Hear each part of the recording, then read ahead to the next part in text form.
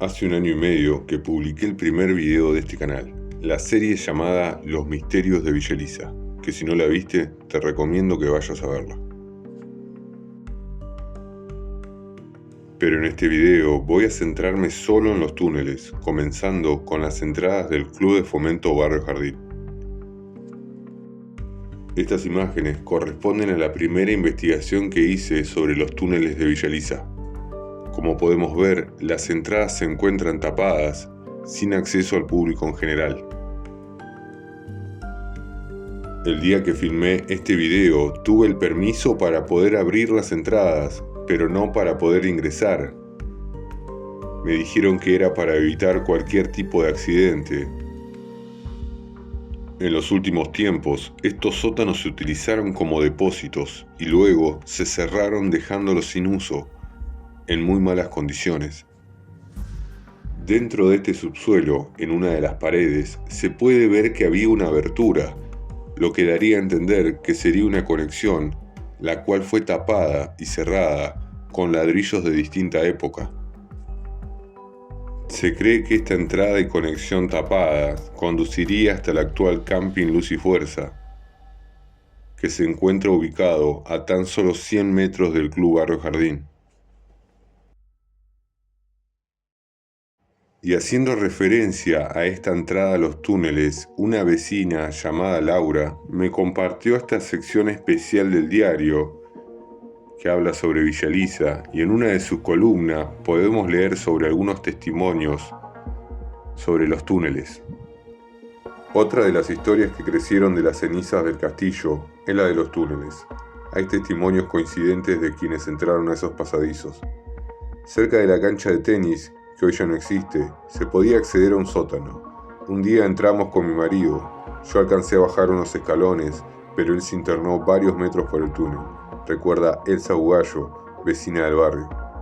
Este pasadizo subterráneo habría comunicado el castillo con la casa de caseros, actual sede del Club Barrio Jardín. Como podemos ver, el relato de la vecina coincide con el video que logré filmar en la primera investigación que hice sobre los túneles.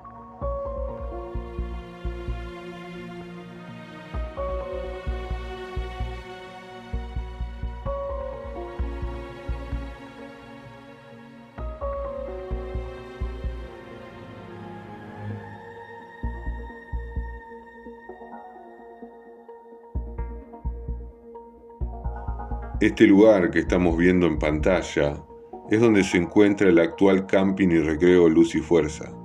Pero en un principio se encontraba este gran palacio que le pertenecía a don Francisco Uriburu, fundador de Villa Elisa. El palacio se encontraba en este lugar, alineado con la entrada principal, pero un incendio lo destruyó por completo.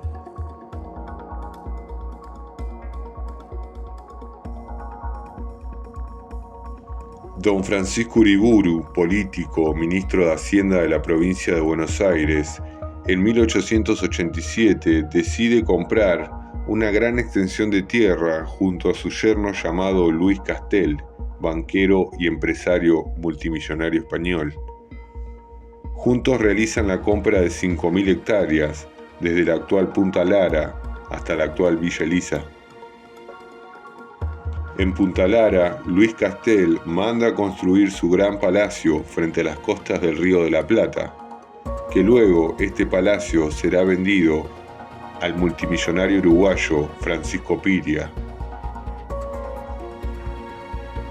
En Villa Elisa, don Francisco Uriburu manda a construir su palacio estilo francés, rodeado de jardines, lagunas y un lujo increíble.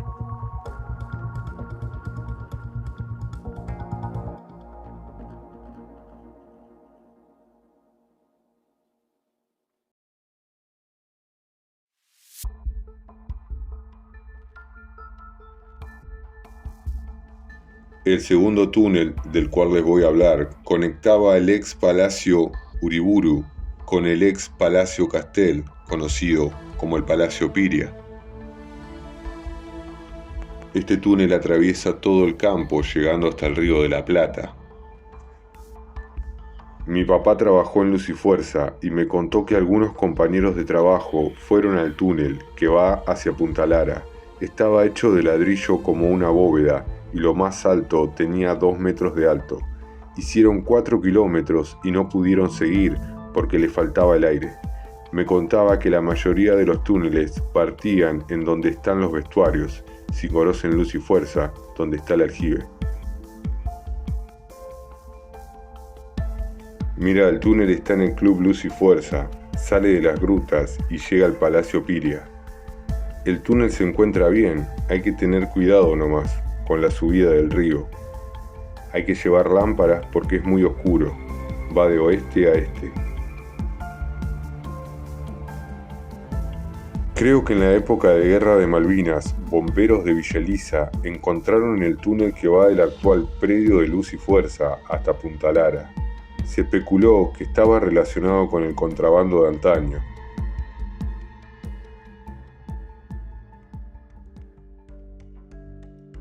José Manuel Guaco asegura que los túneles constituían una verdadera red bajo tierra.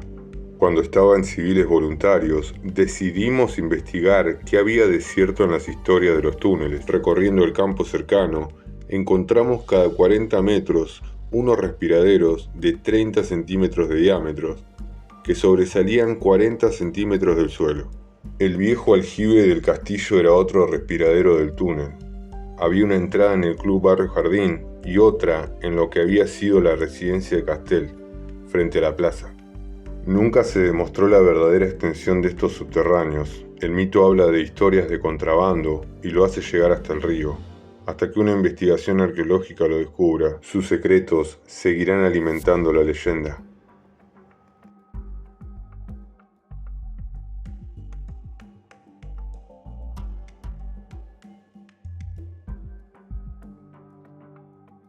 Este túnel va por debajo de la calle 50, conectando Luz y Fuerza con la Plaza Castel.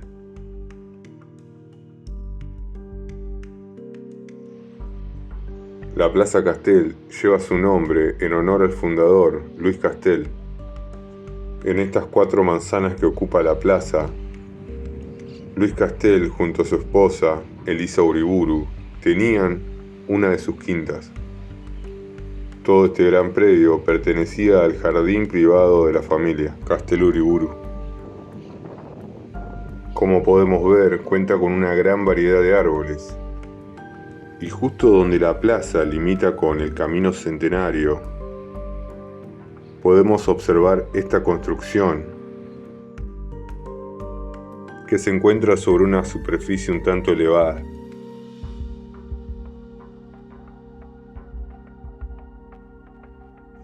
Algunos vecinos comentan que esta era una de las entradas a los túneles, que conectaba la plaza con la casa de Luis Castel y Elisa Uriburu. Tiempo después, más en la actualidad, este lugar fue utilizado para colocar una bomba de agua la cual ya no existe. En este libro, que contiene fotos de Villa Elisa, podemos ver la entrada a lo que era la casa de Luis Castel y Elisa Uriburu, y en esta imagen podemos ver la casa.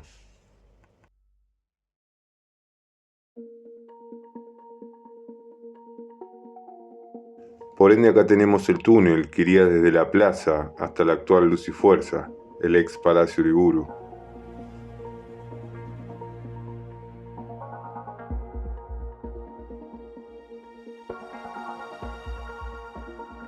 El Palacio Uriburu estaría conectado con el Palacio Castel Piria, que se encuentra en Punta Lara, y con la Quinta de Castel y Elisa Uriburu, en la plaza de Villa Elisa.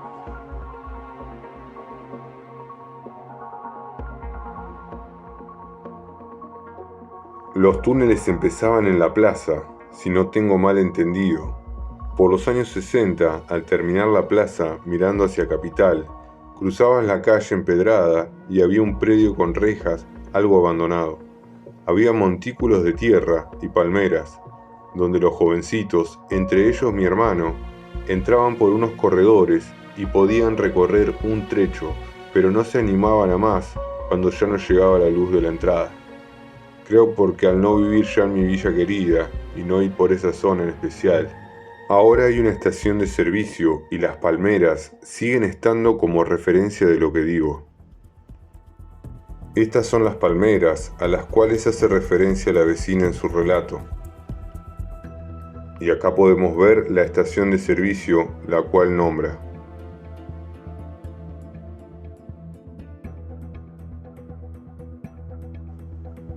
Donde se encuentra la Shell de Centenario y 51, ahí se decía que había una entrada o salida al castillo.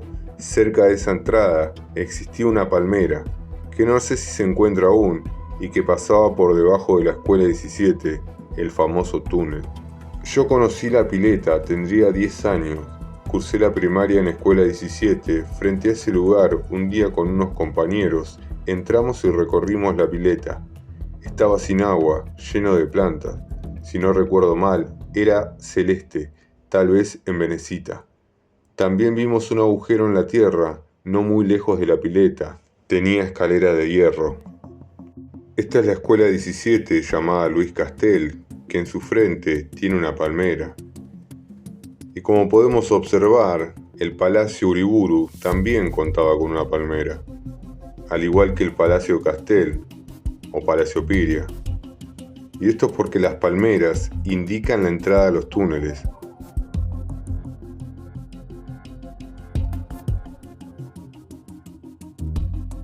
En este libro, que recopila antiguas fotos de Villa Elisa, podemos ver en esta página esta evidencia que confirma la existencia de un túnel en la plaza de Villa Elisa. Lago y gruta del jardín de la Quinta de Castel. La entrada a la gruta era a través de un túnel subterráneo de aproximadamente 50 metros en forma semicircular. Fotografía tomada en 1966. Y acá podemos ver la imagen en la que se ve la gruta por donde se accedía al túnel que iba hasta la plaza.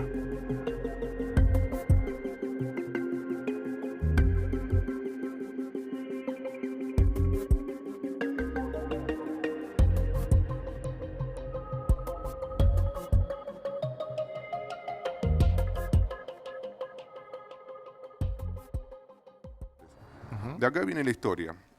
No voy a revelar el nombre de la persona porque me pidió que no lo revele. Pero bueno, me contó que acá en Villa Elisa, hace muchos años, ya más o menos por el 2006 aproximadamente, él alquilaba una casa de palabra, digamos, ¿no? O sea, no estaba para salir del paso, digamos, alquiló incluso a un medio un familiar, un pariente. Bueno, esta casa le pertenecía, mirá lo que me vengo a enterar, Alejo Iglesias. Sí, Alejo Iglesias seguramente pueden hacer la asociación con la biblioteca de la Villa Elisa, biblioteca, sí. que tiene su nombre. La Sí. biblioteca de Villa Elisa, Sí. muy importante en Villa Elisa, en la zona, tiene su nombre. ¿Por qué tiene su nombre? Porque Alejo fue uno de los fundadores. Fue uno de los primeros que se encargó de la administración y de todo eso. Claro. Bueno, lamentablemente Alejo Iglesias muere muy joven, que por eso le ponen el nombre a él, digamos, de la biblioteca. Muere a los 33 años. Muere Sí. de manera trágica, muy trágica en un accidente. En esta casa hoy día está usurpada porque él no tuvo familia, entonces quedó en la nada esa casa y fue quedando como usurpándose. Hoy día está usurpada, hay personas ahí, incluso tomaron el terreno, hay como varias familias. La casa en cuestión de la que estoy hablando en este streaming se encuentra en calle 4, entre 407 y calle 55. Se encuentra muy cercano a la Plaza Castel y a Luz y Fuerza, formando exactamente un triángulo.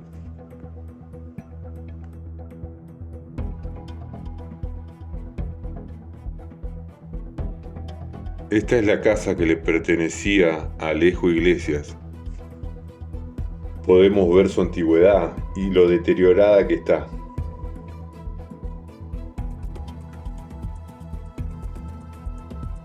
Entre los años 2006 y 2009, un vecino, de forma casual, descubre que debajo de esta casa se encuentra un túnel. Logra recorrerlos varias cuadras en dirección hacia el camping Luz y Fuerza, ex Palacio Uriburu.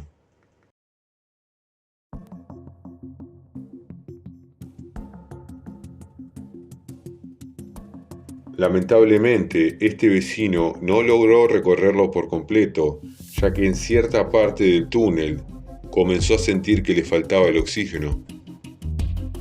El túnel cruza a través de todos estos campos y desemboca en el Club Luz y Fuerza. Pero como la casa era alquilada, este hombre tapó la entrada al túnel y nunca dijo más nada, dejando esa historia tan solo como una anécdota. Pero lo sorprendente de este dato y de esta historia es que la dirección donde se encontraba la casa de Alejo Iglesias se encuentra exactamente alineada con un terreno en el cual se encuentra una palmera y una de las entradas a los túneles.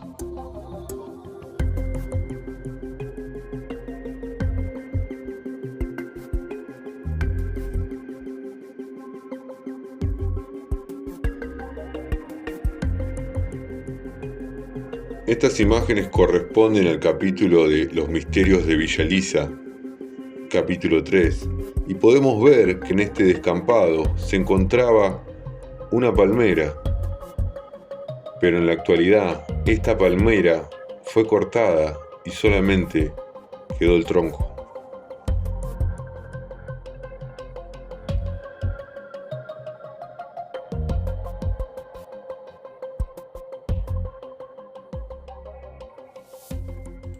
Él me contó que donde hay una palmera para abajo, bueno, ahora lo taparon con basura, pero había un coso así, tenía escaleras para abajo.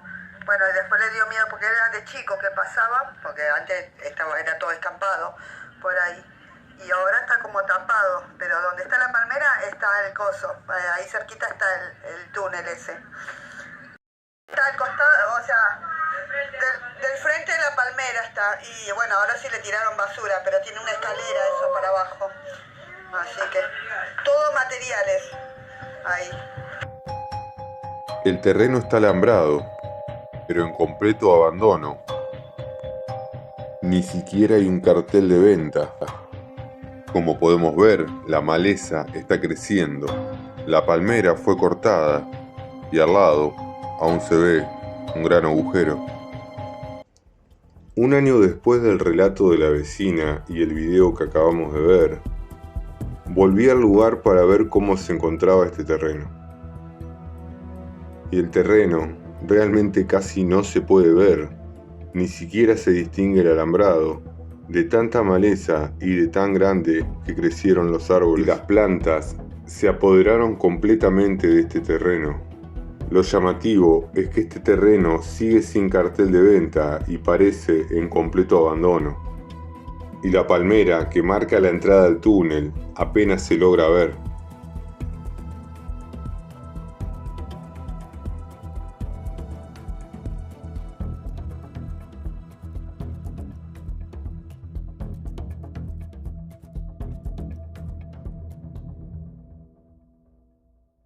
El ex Hogar San Patricio también cuenta con una palmera en su entrada. La iglesia San Luis Gonzaga se encuentra de la manzana de enfrente al ex Hogar San Patricio, y como podemos ver, también cuenta con una palmera. Alguna vez escuché que en el convento o en la iglesia San Luis Gonzaga existen libros con plano de los túneles. Pero ¿por qué tantos túneles? ¿Para qué los usaban? Lo primero que hay que tener en cuenta es que Villa Lisa en un principio fue pensada para albergar a las familias de la aristocracia porteña, que eran las familias con gran poder económico y político de aquellos años. Por ende, es lógico que los túneles conecten las primeras mansiones y palacios de la época fundacional, ya sea por motivos de invasión o escapar de algún tipo de peligro. Pero la verdadera razón de los túneles era el contrabando. Villa Lisa fue fundada en 1888, cuando el contrabando era algo muy común como forma de comercio con los países europeos. La ubicación de Villa Lisa era ideal para poder dedicarse al contrabando, ya que se encuentra muy cercana a la costa del Río de la Plata. Por eso los túneles llegan hasta esa parte de la costa para poder transportar la mercadería ilegal y subirla a los barcos. Pero lamentablemente no solo existía el contrabando de mercadería ilegal, también existía el contrabando de esclavos. Por eso esta gran red de túneles que existe bajo Villa Elisa y otras localidades fueron utilizados para el comercio ilegal. De esa manera, gran parte de la aristocracia porteña amasaba grandes fortunas. Luego, casi 100 años después, en la década de 1970, Argentina fue víctima de un golpe militar en la cual hubo miles de desaparecidos, y se comenta que muchos de los cuerpos de los desaparecidos fueron ocultos en estos túneles. Al finalizar el golpe de Estado, los militares cerraron las entradas y salidas de los túneles. Los cerraron con ladrillos y cemento, y en otros casos, con tierra y basura. Por eso es entendible que muchas personas tengan miedo de abrir los túneles o de decir que en su propiedad existe la entrada a los túneles, porque realmente no sabemos qué secretos se ocultan debajo de nuestra querida Villa Elisa.